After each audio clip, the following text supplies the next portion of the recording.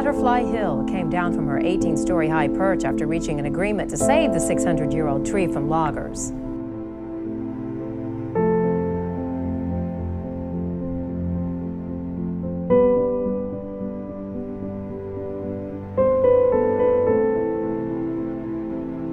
Our effort in Elk River really is trying to focus on moving forward, moving out of that past of habitat degradation, forest overharvest, and kind of set up a future for recovery in this watershed.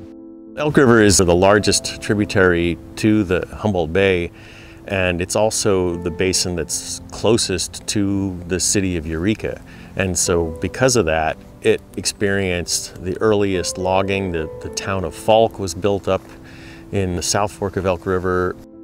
And when they cut the trees in Elk, they cut most of the trees. It was pretty severely cut over using the earliest tools.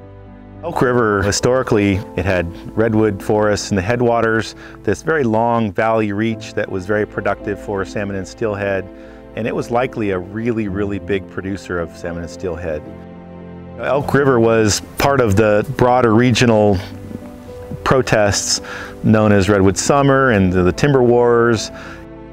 When Palco was taken over by the Maxim Corporation, there was a lot of protest. People were not in favor of this increased rate of harvest and the degradation that it was causing.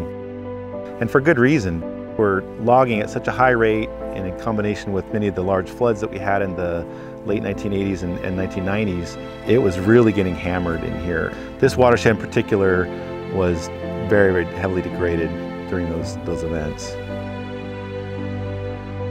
The local residents have been hit pretty hard here with their water systems being impacted, with their land use, their orchards being destroyed, their access being restricted because of flooding during high flows.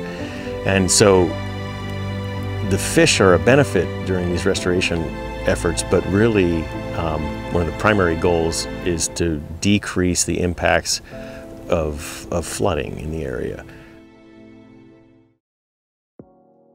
Beginning in about 2000, the residents of Elk River started to petition to state agencies for help. They were getting flooded, their roads were flooded, so they couldn't get in and out of their homes. Homes themselves were being flooded, and it was a real major event over a decade.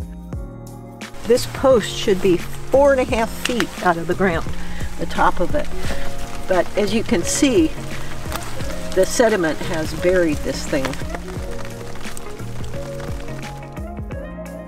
The Elk River Recovery Assessment is focused on studying the hydrodynamic and sediment system. We're building a model that will allow us to simulate flood flows through here and the sediment concentrations so we can better understand the response to the system from different actions. So for example, if we were to come in and dredge some of this sediment out and enlarge the channel, what would be the effect of that? So this is the North Fork of the Elk. This is the South Fork, and the confluence is right around in here. The main stem passes a couple of the major bridges, and then this is the former tidal zone. This map really shows landforms in the Elk River Valley floor, and we put it together to try to better understand geomorphic reaches, how they respond to hydraulics and hydrology and increased sediment load. This, in combination with some modeling tools, we have the strength of a conceptual model combined with the strength of a numerical hydraulic and sediment transport model. When we combine those, it really provides us what we think are the tools that were necessary to bring people together to understand what the recovery strategy should be. The Elk River watershed really has a very contentious past, and we're trying to turn the corner from that. We bring in consultants that have technical understanding of this watershed, like Stillwater Sciences and Northern Hydrology and Engineering, and we bring that technical understanding so that we can help promote a sound scientific basis for recovery of this watershed. It's an approach that's adapted to a working landscape where we acknowledge that there's going to be timber harvest into the future, and we acknowledge there's going to be agriculture down in the valley of Elk River. Those are valuable things for the county, for the community. We're really focused on the sediment And that's the biggest problem, and the flooding as well, but ultimately those things that we can fix will result in better fish habitat and more robust salmon and steelhead populations in this watershed.